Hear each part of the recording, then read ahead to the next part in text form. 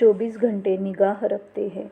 सद्गुरु परम दयालु होते हैं, इसीलिए वे कृपा सिंधु कहलाते हैं। अपने भक्तों पर मुख्यतः 2 कारणों से वे 24 घंटे कड़ी निगाह रखते हैं। 1. उनके शिष्य या भक्त कहीं खराब पथ पर न चले जाए। 2. उनका शिष्य किसी भी असुविधा में न पड़ जाए। इसी संबंध में मेरे साथ एक अत्यंत ही रोचक एवं शिक्षाप्रद घटना घटी थी। रांची में सेमिनार वर्ष के दौरान 1969 में यह घटना हुई थी। उन दिनों मैं भोपाल में डीएस के रूप में कार्य कर रहा था। मुझे वहां से बुलाकर केंद्रीय सोशल सिक्योरिटी सचिव तथा रिलीफ प्रभारी बना दिया गया तथा आरएस गाइडबुक लिख लेने को कहा गया। मेरे साथ कार्यकर्ता आचार्य ओंकारानंद अवधूत को केंद्रीय सचिव भवन निर्माण तथा भूतपूर्व आचार्य ज्योतिश्वरानंद अवधूत को रीजनल शिक्षा सचिव बनाया गया था। वे दोनों मेरे साथ ही आरएस निर्देश पुस्तिका लिख रहे थे। वे दोनों बहुत ही खुले एवं मजाकिया स्वभाव के व्यक्ति थे। उन दिनों उन दोनों लोगों का मन ही मन बाबा पर से विश्वास उठ रहा था, जो साधक जीवन के लिए बहुत ही दुखदायी और भयावह अवस्था होती है। हम लोग केंद्रीय कार्यालय से कुछ दूर सच्चिदानंद भवन में रहकर अपनी अपनी आरएस निर्देश पुस्तिका लिख रहे थे तथा 10 बजे पूज्य बाबा के दर्शनार्थ कार्यालय में प्रतिदिन चले आते थे।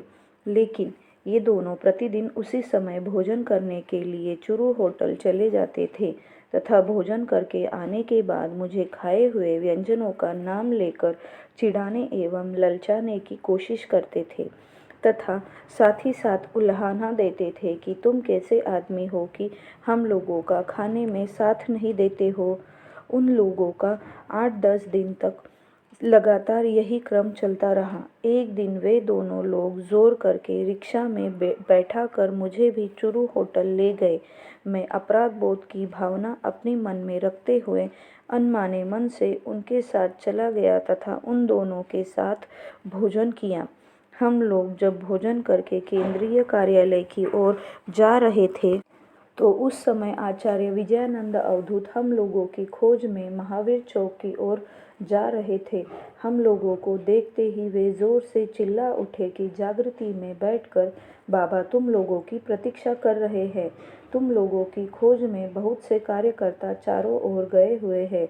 यह बात सुनकर हम लोगों का खाना हजम हो गया तथा मैं व्यक्तिगत रूप से अपने को अपराधी मानने लगा।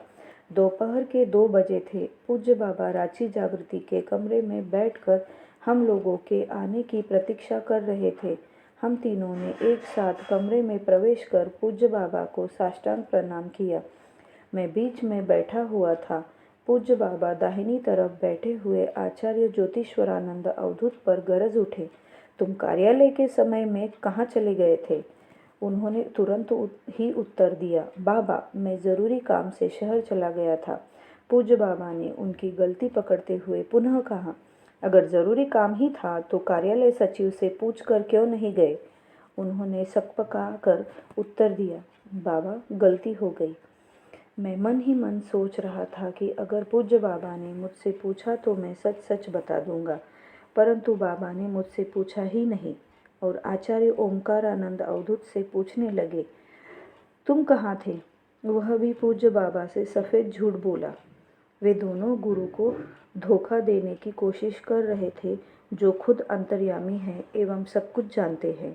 पूज्य बाबा ने उन दोनों की हेठी को समझकर उन दोनों से कहा, तुम दोनों ही मेरे कमरे से चले जाओ, मुझे परमेश्वरानंद से काम है। उन दोनों के चले जाने के बाद पूज्य बाबा ने मुझसे प्रश्न किया कि तुमने भोपाल के सभी ज़िला में सेमिनार क्यों नहीं पूरा किया? मैंने अपनी अकर्मण्यता के लिए गलती स्वीकार कर ली। बाबा की यह पूछताछ तो मात्र बहाना था। तत्पश्चात बिना कुछ बोले ही उन्होंने मुझे छड़ी से मारना शुरू कर दिया। पूज्य बाबा के हाथ में मार खाने के बाद मेरा मन हल्का हो गया और उनकी भावना में खो गया। यद्यपि मैं अपनी गलती मन ही मन स्वीकार कर चुका था, फिर भी मेरे मन में उन लोगों के साथ चुरू होटल में खाना खाने का जो अपराध बोध बना हुआ था, वह उन उनके कर कमलों से संस्कार हरिणी मार खाने से पूर्णतः दूर हो गया। फिर पूज्य बाबा ने मुझे अपनी गोद में बिठाकर अपना अलौकिक प्यार एवं स्नेह दिया। मुझे आभास हुआ कि जो उन पर विश्वास करते हैं तथा अच्छे बनने की कोशिश करते हैं, उन्हें पूज्य बाबा एक क्षण के लिए भी भटकने नहीं देते। चूँकि उन दोनों का मन विकृत हो गया था तथा पूज्य बाबा के ऊपर से उनका विश्वास उठ चुका था, इसीलिए कुछ दिनों के पश्चात उन दोनों ने संस्था छोड़ दिया। उनकी कृपा से ही उनको पकड़ कर रखा जा सकता है।